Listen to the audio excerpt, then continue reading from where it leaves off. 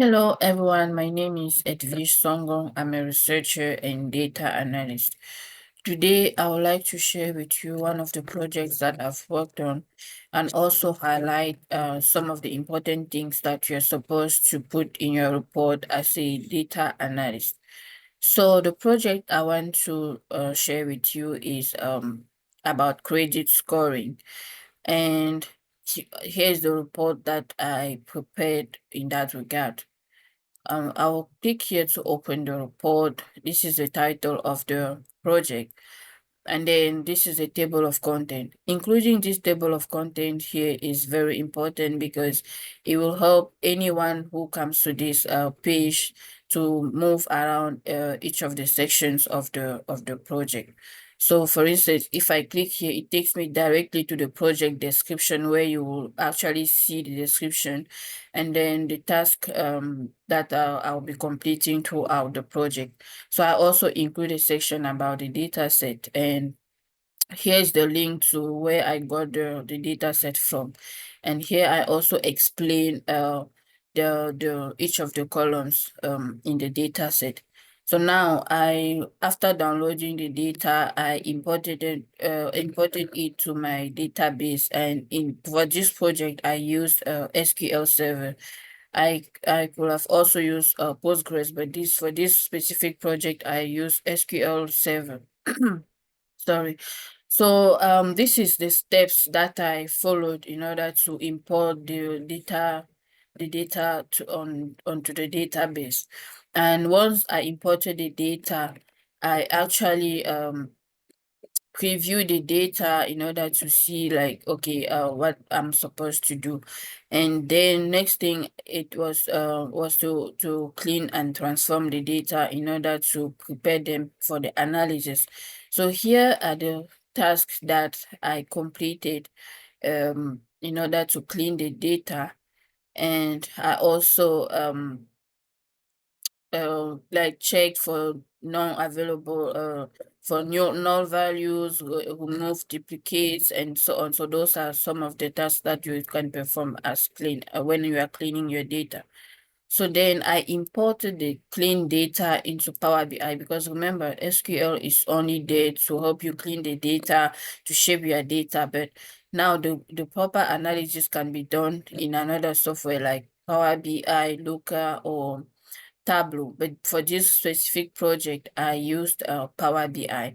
So when you launch Power BI, there's a way to connect to the data, and these are the steps that I perform in order to import the data or to connect to the data using Power BI.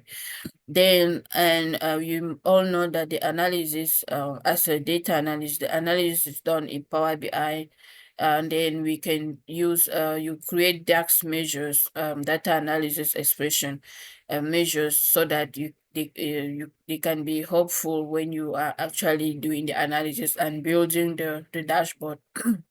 So here are some of the DAX measures that I created. And after creating these DAX measures, I now move to the data visualization. And this part is where you create visuals to communicate more about the insight from your analysis.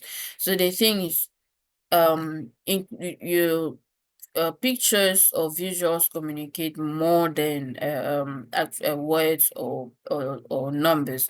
So in this part of the project, I created different visuals and put them together in order to produce this dashboard that you can see here as a picture. But this is just a static one, and there's a link here to the dynamic dashboard where you can actually play around with the slices and so on. We'll get back to that later on.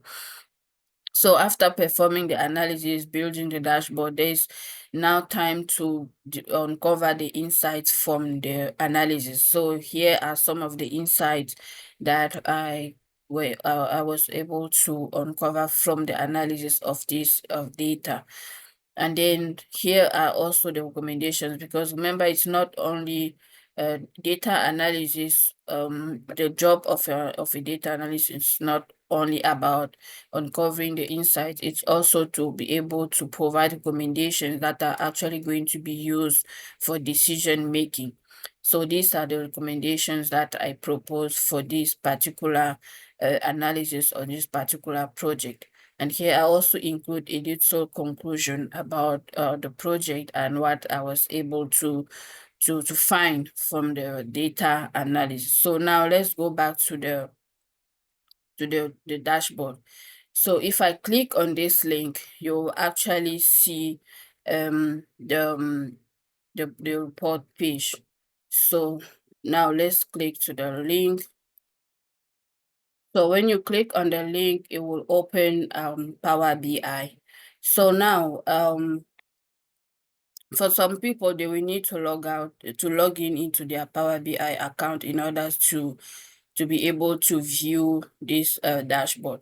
So from here, I can play around with the slices and then click on whatever I want in order to actually view only those data, only the outcome from that specific one.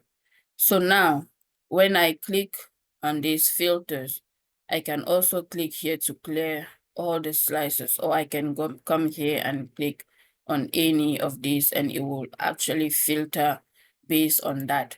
So this is the dashboard that I built in order to complete that project.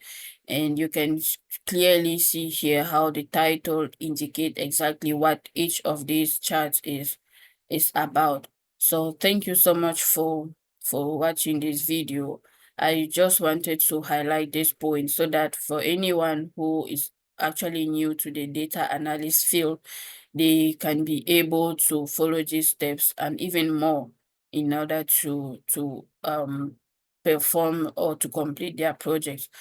In case you realize there is anything that I could have done better, or maybe there's something you want to point out, just message me through LinkedIn or on YouTube and I will come back to you. Thank you so much, and I will see you in my next video.